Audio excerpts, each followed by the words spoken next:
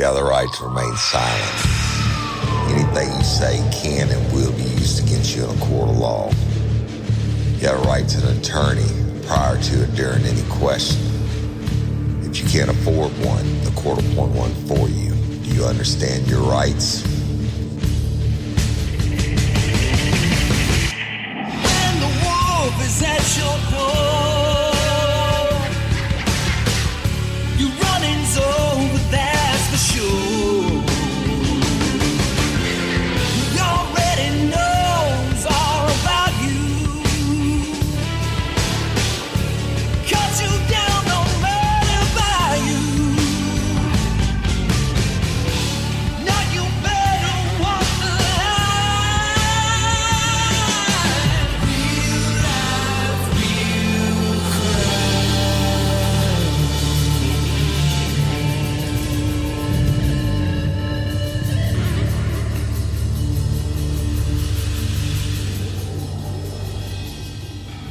Warning, this episode of Real Life, Real Crime, the podcast, may contain descriptions of acts of violence or that of a sexual nature and should be for people that are 18 years or older. Heed my warning, people. I do not get the facts of these cases off of the internet or from some television show. The facts I'm retelling you were presented to me by the victims of the crimes or the perpetrators who committed the crimes against the victims. My descriptions of the crime scenes, what I saw with my own two eyes. If you're going to get offended, please turn this podcast off now. Thank you. Hello, everybody, and welcome to this episode of Real Life, Real Crime, the podcast. As always, I'm your host, Woody Overton. Today, we're continuing the series #Justice for Bradley. And it's Bradley Stracener. And in the studio again, I have Miss Morgan Baggett. Hello, Miss Morgan. Hello, Mr. Woody. All right. We're rolling with episode number 2. And y'all, we're going to drop these every Friday, as we always do the #Justice4 series. You please continue to share it. Share Bradley's story everywhere. We're just scratching the tip of the surface. This story has a ton of twists and turns and bad elements and bad actors, etc. So just share. All right, Morgan? Yes, sir. Absolutely. All right. And so the tip line, we'll have it in all our social media. Please continue calling your tips. No tip is too big or too small. I'm going to work them all. If you want to talk to me, that's fine. If you don't, you can just leave information. But this is going to be a fluid, active investigation, boots on the ground. Yes, the bad people have been warned by now. They've listened to the first episode and they're listening to this one, and I'm coming for you. So go turn yourself in. Save us all some time. Maybe they already did it, Morgan, because this is dropping a week late, but probably not. Right? Who wants to go turn themselves in for murder? Well, it'd be easier. Yeah. Well, it definitely would be easier, but nothing worth having is easy. And Not just for us, for them too. You've been carrying this fight for Bradley Stracener for 5 years now? I think 5 years and 8 months to be exact. 5 years and 8 months. Okay. So real quick, Patreon and Convicts, we will have some bonus materials put up for y'all. I'm not sure what all yet. Morgan has a lot of stuff, pictures and different things. But we'll be working on that. Again, we're pre-recording this, I guess, 2 weeks early before they get this episode. And a lot's going to happen, y'all. This, in any active fluid investigation, a lot of things are going to happen. Changes are going to occur. Who knows? Well, I don't know what's going to happen yet, but I know shit's going to happen, right? So, but we'll deal with it accordingly. Y'all use the tip line, share it, and let's get another solved cold case. And yes, it's a cold case, and we'll get into that in a minute. But #Justice for Bradley Stracener is where it's at, right? Yes, sir. Right. So when we left you last, Bradley had borrowed his girlfriend Chelsea's car and gone wherever, right? Sandy Hill. Sandy Hill. And is Sandy Hill like a high narcotics area or something? Yeah, it's there's some pretty rough areas in it. There's not much there. It was once booming. It's right outside of the military base. Okay. And I spent some time there. so formerly Fort Polk is now Fort Johnson. And Is it? Yep. I didn't know they changed names. I was at Fort Polk when it was Fort Polk, and Yep. I went to PLDC, Primary Leadership Development Course, otherwise known as Sergeant School. Very nice. There, I also taught classes there. The first Gulf War, which I don't even think you were born yet. And yeah, a lot of time over there over the years. So they never really renamed it Fort Johnson? Yeah, and I did research on it. It became Fort Polk JRTC just a couple of days after I was born in 1993 in March. It had been right after So last time I was actually on the base. But I've been back to Leeville and DeRitter and all that numerous times throughout my career with state police and as a polygraphist and criminal consultant on defense cases and stuff like that. Mm-hmm.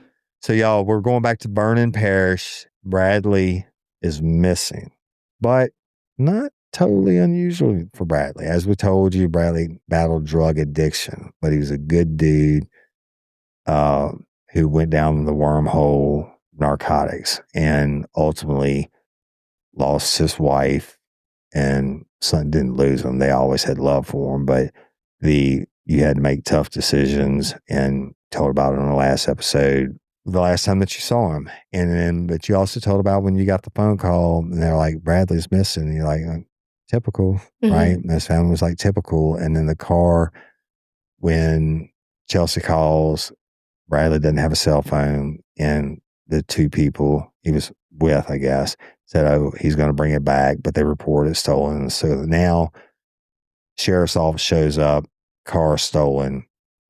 They turn it back over to the family. Yes. All right. What happens next?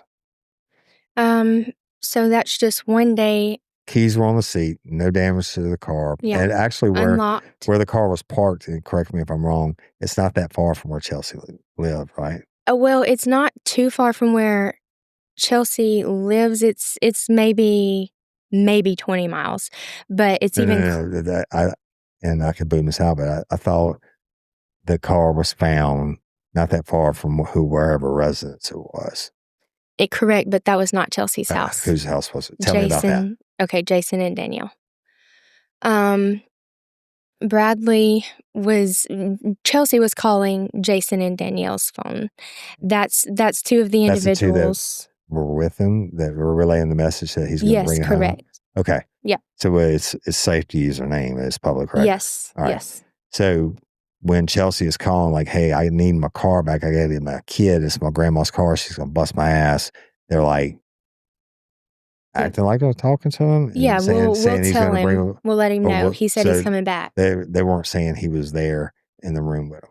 So tell me what happened with them that day. Yeah. To the best of your knowledge. So to the best of my knowledge, and Chelsea, his girlfriend, could confirm this, he leaves her house in her car, in her grandmother's car. And he's going to Jason and Danielle's, and he's going to his mother's. And he was at both of those locations multiple times that day. We know he went to his mom's. Yes. Is that when he said, bye, I love you. I'll be back later. Yeah. And then, I don't know about the other two, Jason and Danielle. That's the house, the couple's home that he was visiting. They lived in a trailer in Shady Oaks Trailer Park. Okay. And there's a road where the vehicle was found. You can drive down the road and it Y's. Either way, it dead ends. But at the beginning of that road is the trailer park, which is just a loop, which is where Jason and Danielle's house was. Right. It's exactly 0.9 miles from where the car was found to Jason and Danielle's house. Right. So it's not far, but my next thought is when Chelsea's calling them, they're saying, hey, we'll relay the message. Bradley doesn't have a cell phone. How they going to relay the message? Because evidently they're waiting on him to come back. They're waiting on him to come back. Yes. So he's out and about doing whatever. So do we know if the couple in the trailer park at Shady Oaks, or his mom was the last one to see him? I don't know. Okay. But I don't, the couple in trailer park saw him that day multiple times. multiple Yes. times. And we can only assume what he's doing at this point, Mhm. right? And so we don't know. But his mom says bye, what have you, and the car is recovered, and what happens in the days after? Well, I don't know much that's going on until November 5th Okay, when tell me she about officially filed a missing person report. And she being his mother. His mother, Tony. And how do you know that she did it? How did you learn that she did that? Because they put out, a welfare concern post on social media Okay. after she did that. They being, The sheriff's office, Vernon Parish Sheriff's Office. and what did it say? Do you remember?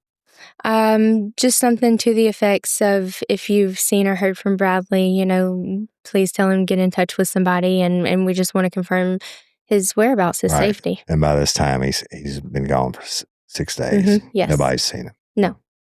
Okay. And he doesn't have a cell phone, so that can't be tracked. Yes. What about, do you know, did he deal strictly in cash, or did he have a bank card? I wouldn't assume he had credit cards if he's using narcotics. Yeah, there was no credit card proof. I know that was being checked into. That's the first thing I'm going to do on a missing person is, if I think Cell something phones legit, and I'm going to check money. for financial transactions, Yeah. right? You got to eat. Even if you don't have a cell phone, I understand that, but you got to eat. You Yeah. got to get around. You got to stay somewhere. And there's nothing. There's none of that. So mom makes the report, and they put it out on social media. That's how you learn about it. And what do you do That's next? the point that I got the phone call from the friend. And what are the phone calls? Sir. That was when you were down in Calcasieu? Yeah. Okay, all right. Yeah. You got the call, but you weren't worried. No, I wasn't worried. I just was like, yeah, he'll turn up. All right. So tell how it progressed after that. So, days are just kind of going by, But you're still not really worried. I'm not too worried at first. And then I get curious, and I start reaching out to his dad's side of the family, and they're saying the same exact thoughts that I had. I'm like, hey, Uncle Clifford, have you heard from Bradley? I know they put out, a welfare check for him. And he said, yeah, I'm not worried. You know how he does. He'll turn up. And same thing with Papa Sam. He said, Morgan, his mom is just being crazy like she always is. He's going to turn up. We all know that, Right. Nobody's worried. Yeah. And then I don't know what's happening on their end or what they're doing. Who is they? The family, Okay, his right. family at that point. Right. Papa Sam, Uncle Right. Clifford, his cousins. But day after day, there come a point after a couple of weeks where we're all like, did you hear from Bradley? Did you hear from? No, Right. nobody has. Okay. So I slowly start to get concerned, and then just information starts coming in. Screech talk. Mm-hmm.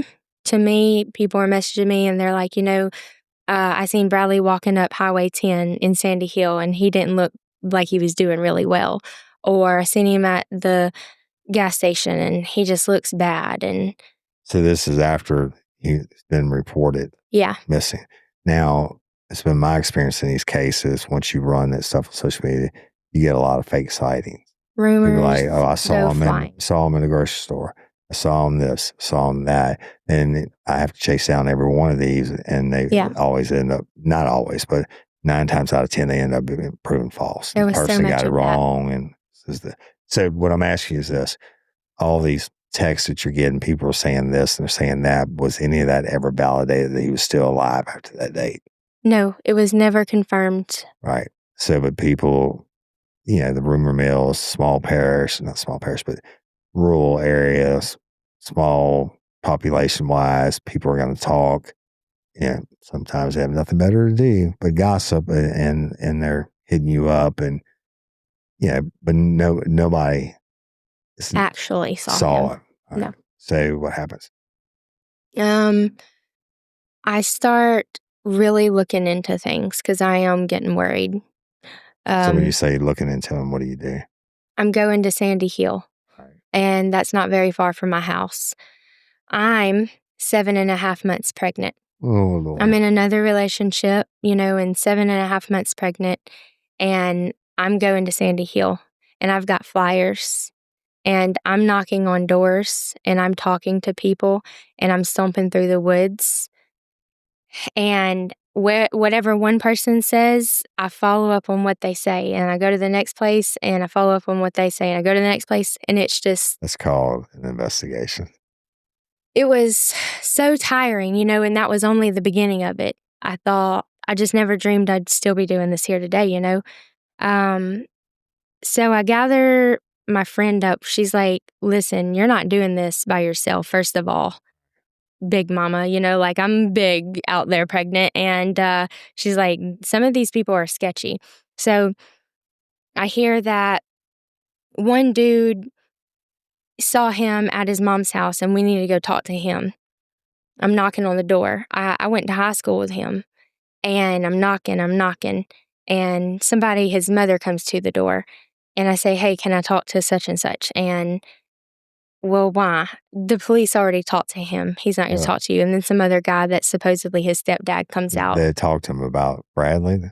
Yes. Police? He said and then the stepdad says the same thing. You don't need to talk to him. The cops already have. And at this point, I'm not. Right. I'm looking for Right. You Bradley. don't even know the cops are talking to people. I'm not accusing anybody of anything. Right. I literally just want to have a conversation, Right. and say, hey, did you see him? What was he doing? What was he wearing? Right. Where was he going, Right. And the dude, knowing me, even still wouldn't come out and talk to me. And all I wanted to do was ask about the last time he saw him. I was not there to accuse. Right. Immediate red flags. Right. For me. Right. I'm going to Jason and Danielle's. I knock on the door. They didn't answer. And that's Shady Oaks Mhm. Trailer Park. Right. I knock on the door another day. They didn't answer. And then word was sent to me from them that I better not come back to their house. They're not talking to me. They got nothing to say to me. Okay. And they don't know nothing. And that's that. Yeah. And I'll tell you why those two encounters were so weird, is because everywhere I went, everybody wanted to talk about the missing guy, Bradley Stracener.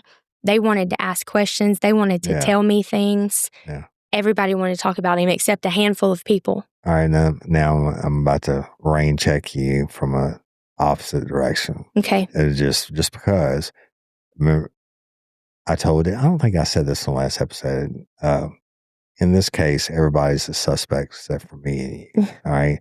I know you've been living this for 5 years and 8 months, and you certainly have your opinions and everything on it. I get that. But today we're going to work without that. But I'm going to tell you what, if the cops had showed up at my house, whether I had any involvement in it or not, they questioned about this missing dude, right? And I may have heard something on the streets, or whatever, and I'm if I'm not involved, I'm gonna tell the cops what I heard, and then be like, "Fuck, I ain't talking to anybody else about it because it's what I already talking to somebody about Bradley's already got the cops knocking on my door. My mom and dad's are sweating, and so I would be like, "Fuck you, Morgan, I'm not talking to you." The couple at the trailer park, the same thing. I'm not saying they don't know something or whatever, red flags. I'm not saying that you're not right. I'm just giving you the opposite end of the spectrum, being like, I'd be like, fuck that motherfucker. Putting yourself in their shoes. Put me having the cops in my house and they question me, rightfully so. You were one of the last ones to see them. They're going to be in your grill, right? But let's take it back for a second. At this point, if the cops are talking to people, they must think something's up. And at some point, they must have started to think, well, this isn't just Bradley running away again, which in my mind means that somebody gave them a piece of information, which is the same thing I'm expecting is going to happen on this tip line. Somebody's going to call in and be like, this is what happened. Leave me out of it. Go look it up. But is it so? You confirmed, at least at the one house, the cops have already spoke to this person. Yes. And so, at what point do you go to the cops and like, what's going on or whatever? Or what? Just you know what? You tell me chronologically what happens next. When does the news media get involved? When do you learn that the cops are involved? When was the first time you talked to cops? You tell me. To tell all the listeners out there. I go home, and then, this is all between missing person report being filed and Thanksgiving. Thanksgiving Day rolls around, and I decided, I just woke up and I don't know. We've talked about gut feelings, and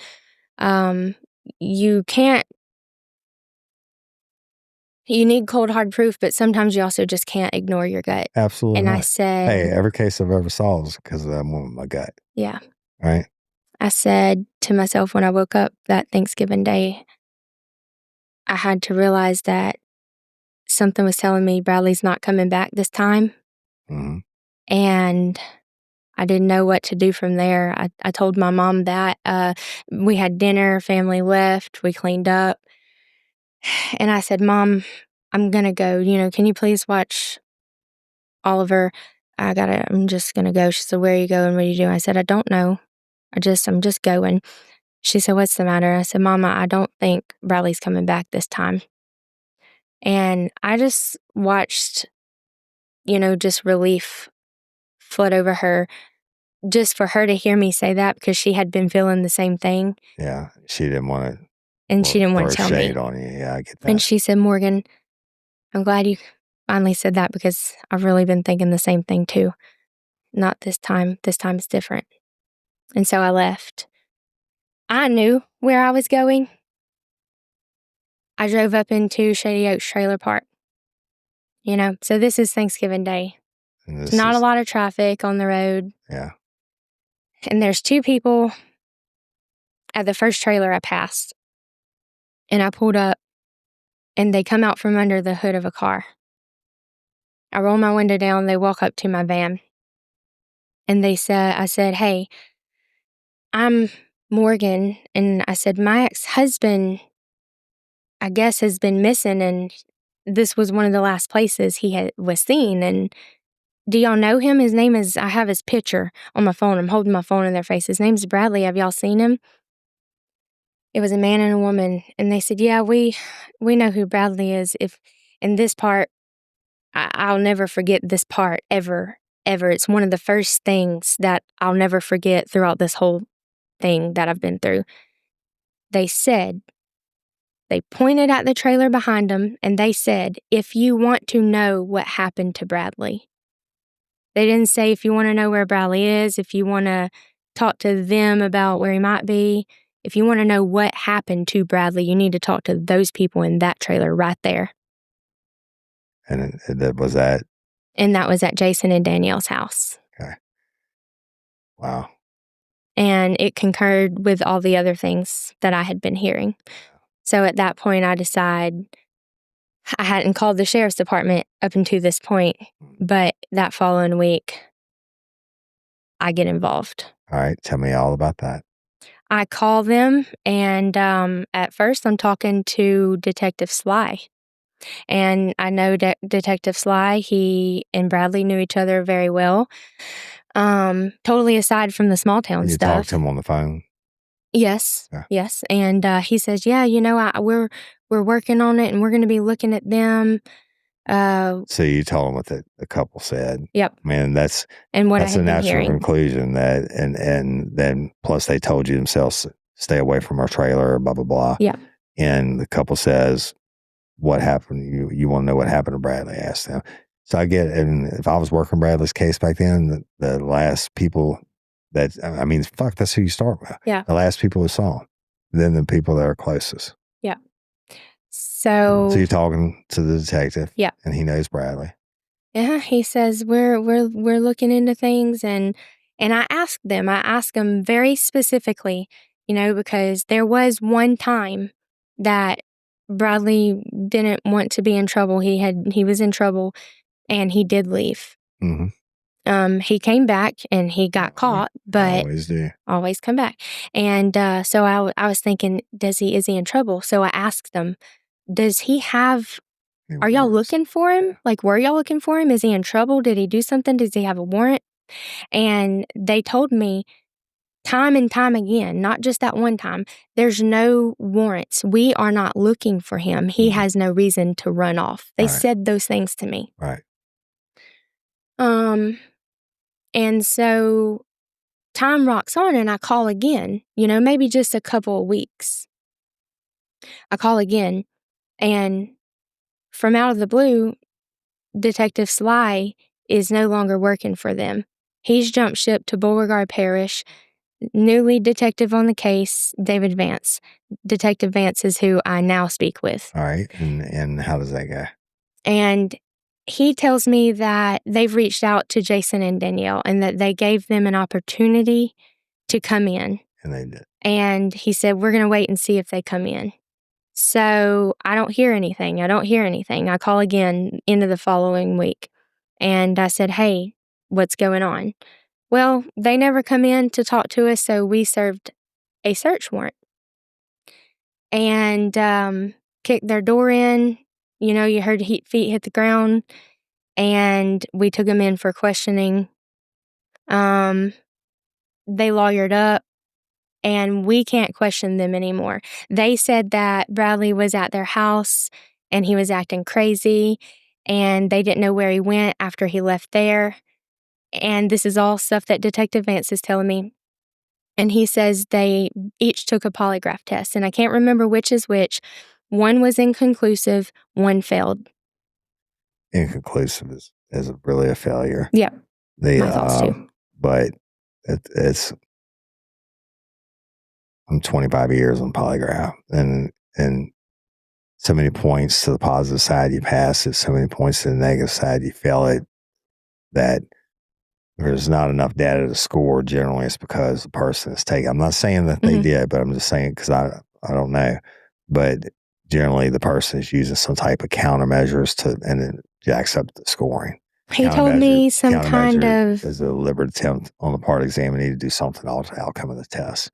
He told me some kind of elaborate story about sweat glands, Detective Vance, about whichever one was inconclusive, there was some kind of defect and they would never be able to take a polygraph test and pass or fail and it be accurate. Never heard of that. Yada, yada, yada. I have heard of people I've actually had people put deodorant on their hands to stop sweating. They used to call it galvanic skin response. Now they call it electrodermal activity. All it is skin sweat. This is one of the 3 areas that's measured. But I don't know.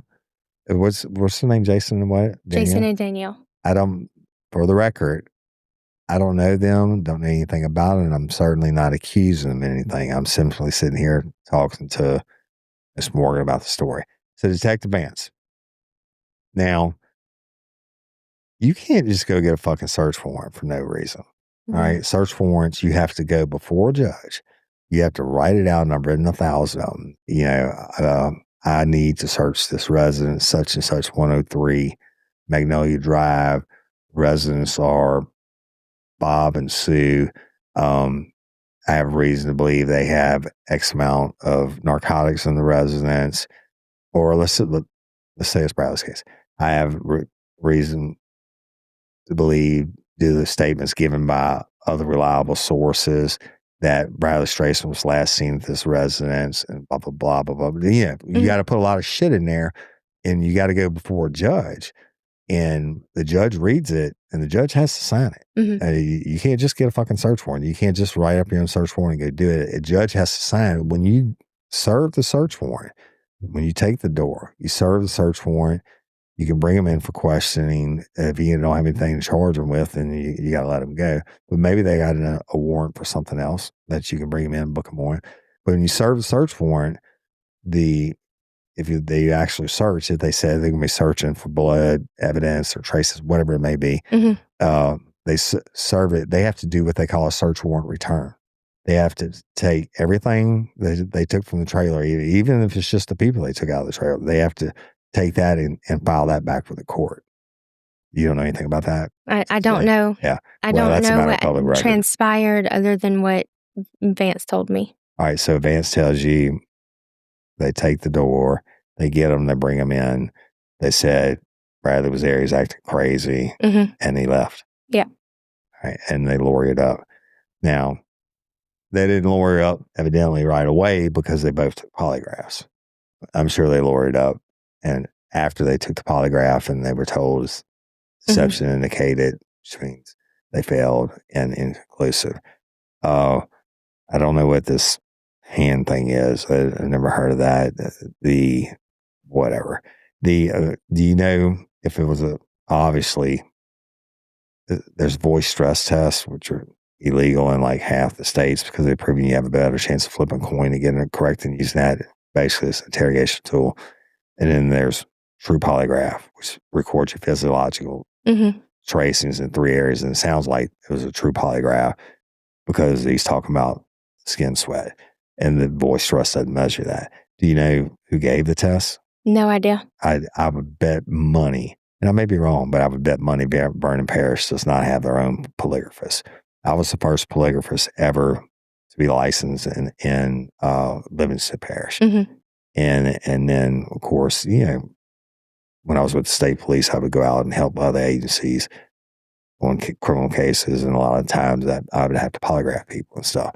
But you have polygraph rights. They can't force you to take the polygraph. You have to sign, yes, I'm going to take this. I'm doing it of my own free will. I don't want an attorney, blah, blah, blah. So if it's even true, we don't know if Vance is telling you the truth, but I'm assuming that he is because he told you this. I don't know him from Dick, right? He tells you one failed, one's inconclusive. They lawyer it up. Then what? What does he say? He says that was it. There was nothing else he could do about them, that he was going to have to look for and follow other leads. Okay. Well,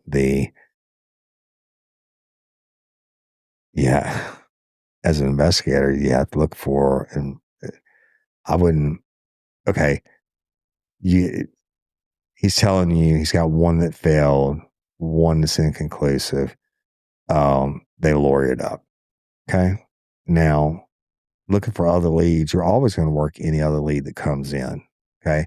But you can't get off these two at this point. If from a detective standpoint, I would be then working to other people, witnesses, people that knew this couple to try and shake the trees, if you will, see what comes out. Yep. But he's just doing whatever. So what happens next? Has the news media picked up on it yet? No, just lots of shares on social media. Okay, lots of shares on social media. Detective Vance is working now. Does he say we're working as a missing persons case? Did he say we think there's foul play? Why do you get a search warrant if you don't think there's foul play? At that point, he's still saying it's a missing persons case, nothing more at that point. That means that other than people saying, and I don't know what's been said yet, but there's a reason they're looking for Bradley this time, or there's a reason they're talking to people and shaking the trees, and it's not because Bradley's run off on a dope bender. Yeah. So, what happens now? Days are getting rough. It's hard. We're worried. We're so worried. You and your family, your mama and his family. My whole family, his whole family on both sides. Social media is doing what? This is early on, and I'm sharing posts on social media. Bradley's face missing. If you have information, call the Vernon Parish Sheriff's Office. And some of those posts, even then, they got shared thousands of times. Right. And this is like in 2020.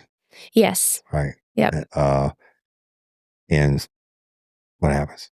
People are messaging me saying all kinds of things. When I tell you rumors were flying, you name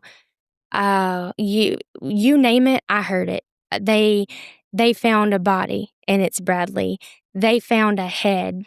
They found Bradley was put in a tub and chunked in the river or put in a wood chipper. I heard that one a lot. Yeah, and so it's like, not about Bradley on other cases. And back then, I'm brand new to this. I don't have a clue really what I'm doing. I'm just doing. And every single one of those things to hear was so horrifying and so heartbreaking. And it made it so hard to go on because I'm trying to block this out of my head, hoping that none of those things are true and that he's just going to turn up. Yeah. Well, during this time, do you have any contact with the sheriff's office? I'm checking pretty regularly. When you say you're checking, what is checking? I'm calling. I go and see them sometimes. Tell me about it. You go and see who? David Vance. Yeah, you got to tell the listeners so they Yeah. know. So you're actively going to see Detective David Vance, and you go see him, and what happens? Well, we're past the November 5th point where the official missing persons, report was filed, and immediately in those days to follow, I'm like, they're cops. They've searched this car that Bradley was driving that day. They had to have done forensics on the car, right? And so I asked him about that, and he says to me, "We don't have any reason to do that. There, we don't have no reason. He's just missing." And look, I'm gonna be honest with you, not to hurt your feelings. At that point, he's right. And I know it sounds crazy, but if I it does to me. If you sent every recovered stolen car to the crime lab to be processed, the crime lab would never be able to do anything else. You just don't do it. I mean, if there's no obvious blood, there's no damage, there's no bullet casings or holes in the seat or whatever. And plus, his family wants their car back. Yeah. Grandma's got to have her car back. So now after you get out, later on, he develops enough information to get a search warrant and bring him in and question him, and they lawyer up or whatever. I probably at that point would have definitely taken a look at the car. At some point, I would. As the investigation went on, I definitely would have looked at the car. Yes, I know it would have been too late. The car could have been cleaned and everything else, but not always. I've had cases where we've gone back years later and got trace evidence out of the car that tied back to the suspect. So I don't know Vance. Don't know dick about him. I'm just saying, back in November when it's still a missing person case, I wouldn't fuck with the car either. But down the line, and after the first detective had it, and then you talk to Vance, he gets the case, they brought him in, blah, blah, blah, blah, blah. Certainly I would have looked at the car, but that's just me. I don't know what kind of training he's had or whatever. But you're going in there and getting FaceTime with this dude. And now we're into the next year, because it was on Thanksgiving Day when you told your mom, I don't think he's coming home, and you really start pounding everything. So you go and you see Vance, and what? It's just always, we're following leads, and we'll let you know. And he would call me, and sometimes he would tell me who he questioned, sometimes he wouldn't. And that was the kind of calls I was getting and it didn't take too long for me to start feeling like they were just pacifying me. I felt like that pretty early, but not so immensely, as I did later on. And it was hard because, you already know I'm a loved one of a missing person. Of course, it's going to look and feel like they're not doing enough. Right. Well, they're working on the case, shit, and I get that. But what I don't get past is the point of he told you, you're telling me he told you they served a search warrant, they brought him in, they got him to take polygraphs, and gave you the results of them. There's probably some legal issue there, but they gave you the results of them, what have you, that at that point, if you got all the red flags, you don't just stop pursuing. Right. But not Detective Vance, right? So, but you feel like they're placating. Yeah. And so Bradley still never been heard from, not hide or hair of him. No phone calls, no financial transactions. Nobody's seen him. Time goes on, it's being shared on social media. Detectives done search warrants. you going in and seeing them after this, feel like you're getting placated. At what point does the media pick it? At what point does, or what else is Vernon Parish Sheriff's Office saying about Bradley? Are they doing any more social media posts or anything? I'm getting to a point. Yeah. Yes. So it took a little while, but they and I couldn't tell you the date or time, but one of the news outlets, either KPLC or KLB, did a segment with the sheriff's office about Bradley. And they show some videos of some little dogs running through the woods. And they said that that was at the location where the car was found. They did tell me, I guess that's one thing I did forget, is that in the meantime, search warrant at Jason and Danielle's and them actually being questioned, that was a part of that warrant. The trailer park and the pond behind it and the area where the car was found was supposedly searched. And there was a news crew there briefly. And the sheriff is talking about Bradley. And if you have any information, to call us, and that they are looking. They've searced in places and nothing's turning Would up. it be KPLC 7? Probably, most likely, yes. Or is it on I'm going to play this actual. Okay, y'all.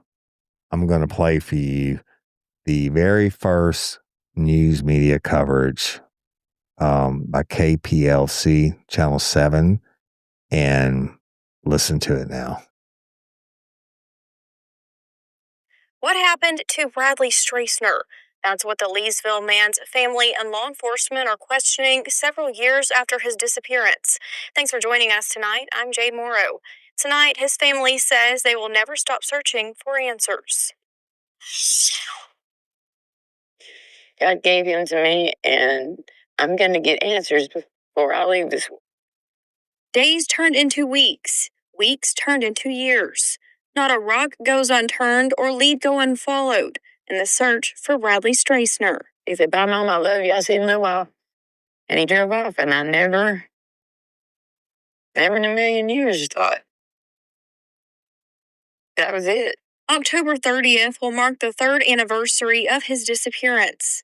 The vehicle Stracener was driving was located near Shady Oaks Trailer Park in the Sandy Hill area on October 31st, according to the Vernon Parish Sheriff's Office. The vehicle unlocked, keys laying in the seat. Bradley has not been seen since, nor has any viable information regarding his disappearance surfaced. Searching of the woods, interviews, like where Bradley is. On the 2nd anniversary of his disappearance, the sheriff's office said they believe that foul play is probably involved. Most recently, law enforcement partnered with an out-of-state search and rescue group to once again search that area. Dogs and the dog handler did not come up with anything. Nearly 3 excruciatingly long years without answers. Who, what, when, where, we know nothing. We just know that come October, it's going to be 3 years since anyone on earth has seen or heard from him. His family wants people to remember his infectious laugh and the love he had for his son. If his family and I didn't try so hard and keep pushing, that Bradley would be forgotten right now. I just ask that somebody come forward and do what's right and just let us finally put this to rest, because this has been 3 years of hell.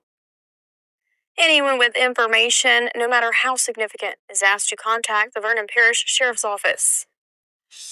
Hi, y'all. So there you heard it. Now, it's almost 3 years by this time, and you've been communicating with Vance and everything else. But the male voice you heard on there was Sheriff Sam Kraft. Yes. And he's the sheriff of Vernon Parish, correct? Yes. And they're saying they suspect foul play.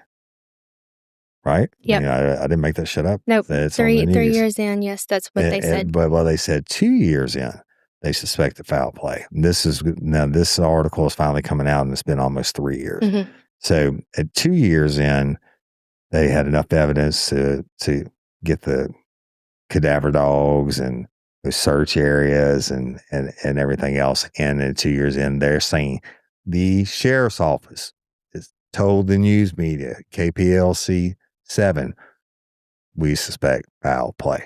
Yeah. Right? And yes, sir, that's correct. Recent months before that interview was one of the meetings with Detective Vance, and he and I had this conversation behind a closed door in his office, and I told him, I said, I don't think after all this time, Vance, that Bradley's coming back. I do not believe that he is alive anymore. And he looked at me in my eyes and he told me, I think that's what we're looking at. He said, it is my belief that Bradley is no longer alive. Detective Vance told you that personally. Yes, he did. Okay. So now I'll throw y'all a curveball. And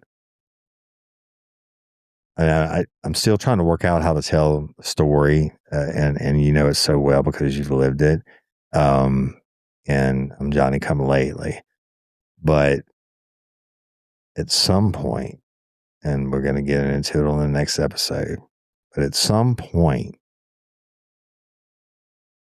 it becomes knowledge that Bradley said, and you can correct me if I'm wrong, that if something ever happens to me, I taped a letter to the bottom of an AC unit in a hotel room. Is that correct? Correct. And tell me how you came to know about the letter, how it became knowledge that Bradley said, if something happened to me, I taped a letter to the bottom of an air conditioning unit in a hotel room, and he gave the room number. How did you hear about that?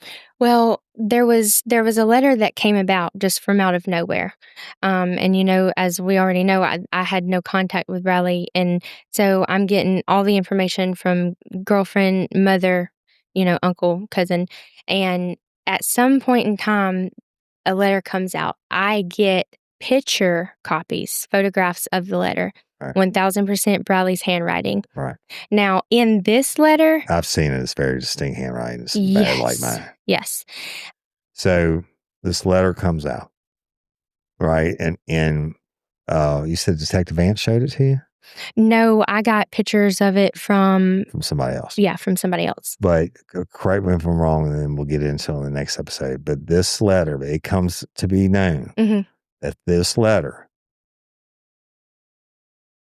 it's like Bradley speaking from the grave. But he was telling ahead of time, whoever he told, and we'll talk about it in the next episode, that something happens to me. I taped a letter to the bottom of the AC unit in a hotel. So this letter, Bradley has told someone that something happens to me. I taped a letter underneath the AC unit in a particular room in a particular hotel in Leesville. And guess what? Bradley disappears. And at some point, somebody comes forward with that knowledge, says, hey, he told me if something happened to me, I hit a letter. Yeah.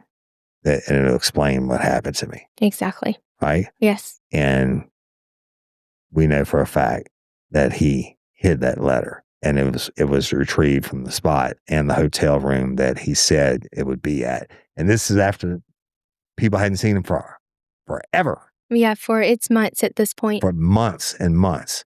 But so they go and they get the letter, and we'll tell y'all on the next episode, a real life, real crime, #justice for Bradley, what the letter says. And we're kind of skipping around, but not skipping around because there's so much to the story, so many different angles. But the Bradley, I've read the letter. I understand everything that's in it and everything else. And it's really going to take you down a wormhole. And then I probably someone who isn't me can say off the record that they probably believe that the nuts to this whole story are in that letter, and to why Swim thinks Bradley got murdered. All right. Yes.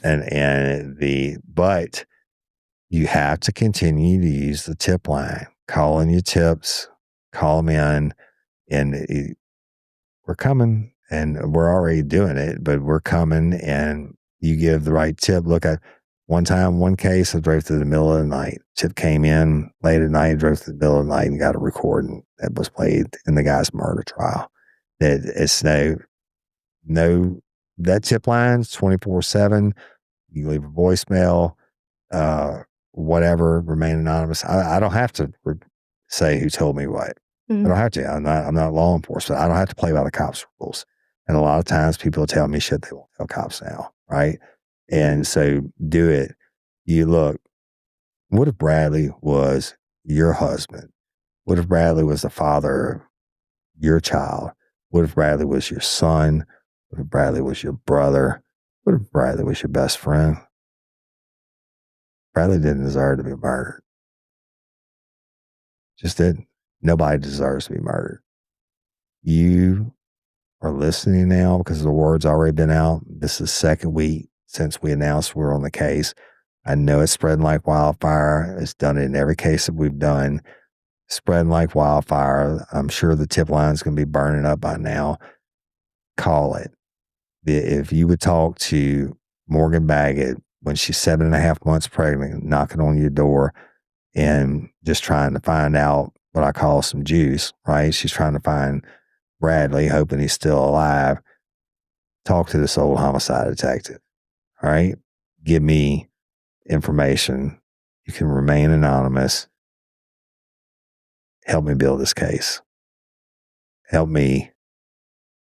Wouldn't it be great if we could bring at least part of Bradley home to be buried? And so Oliver can have somewhere to go. Yeah. A place where we knew where he was at. Yeah. That, and then ultimately, the reason I do these series, #Justice4, this is Bradley Stracener, is there's murderers walking around. Mm-hmm. Somebody's got to pay for it. Now, we've established everything, timeline, all the way up to the first news article. And then we're going to tell you about the letter in the next episode. And then we're going to do some more news articles, some more stuff that happened with the sheriff's office. And it's going, sugar is turning to shit. This case goes totally fucking downhill from here, from a law enforcement standpoint. And I don't want to go there, but I didn't do what these people are doing, or not do what these people haven't done. And if that's what it takes to get people pissed off, to call in the tip that brings Bradley home, or #gets us justice for Bradley, #justice for Bradley Stracener. I don't give a fuck. I don't care who upset. You shouldn't have done it. I mean, it is what it is. But y'all, it's going to blow your mind. It's going to blow your mind. You have anything you want to add or take away?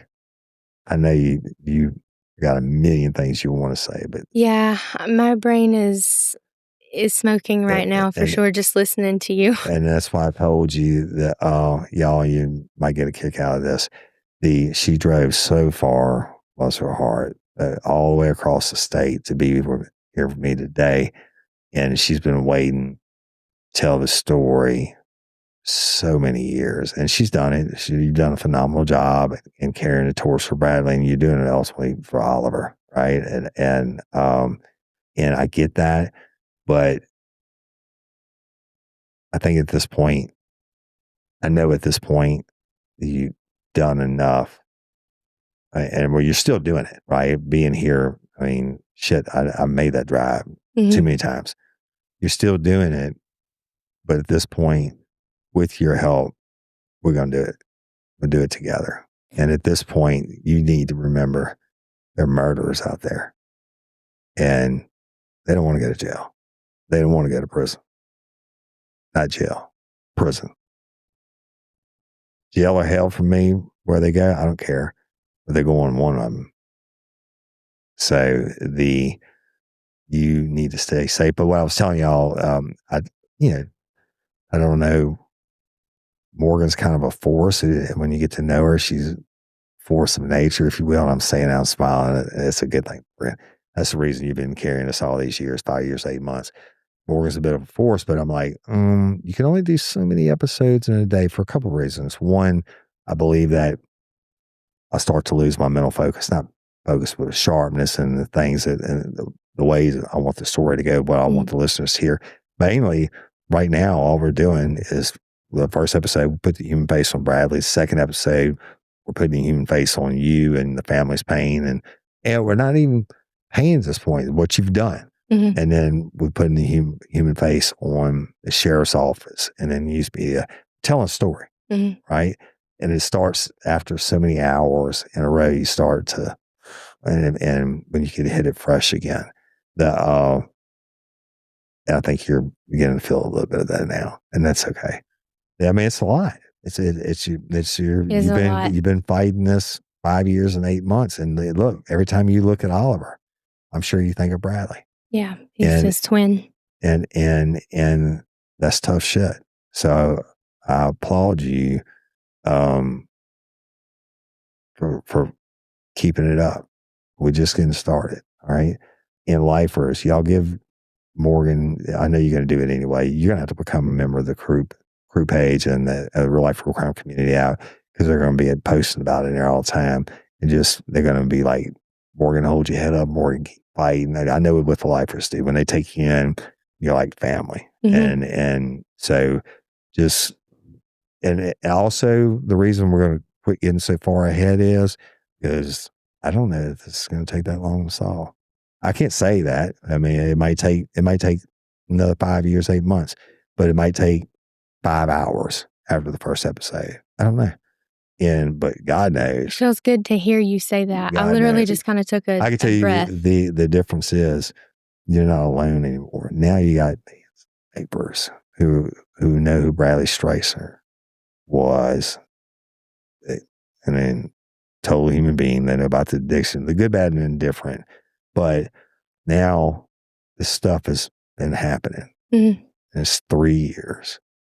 But the letter, y'all, real deal. Coming at you next week. And y'all use the tip line. Share. The other thing too, probably by this point, so some news media is going to pick it up again that we're covering the story. There's just going to be so much that's going to happen. We won't get too far yet. See what I'm saying? And then, but I thank you so much. I thank you. Your face is like, I don't know if you're scared or relieved or combination, but I read 98.5% I do for a living is read people. I think you're just like, good luck with that on this girl. Maybe mind blown a little bit. I don't know.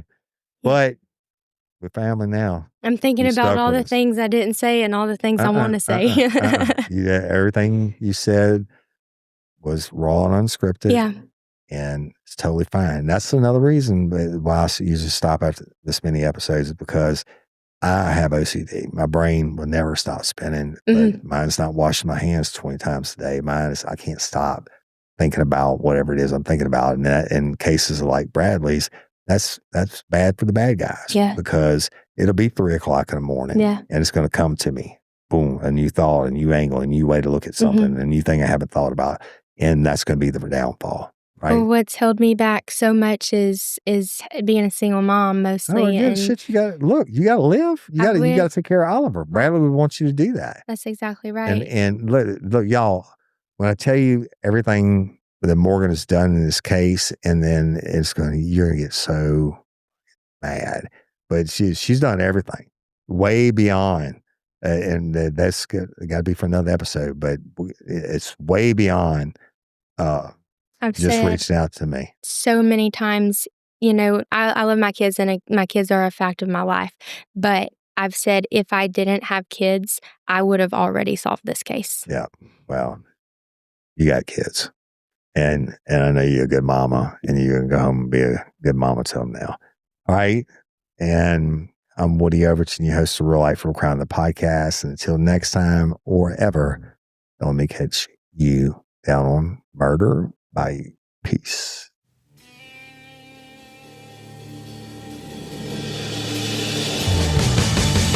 You have the right to remain silent. Any that you say can and will be used against you in a court of law. You have a right to an attorney prior to or during any question.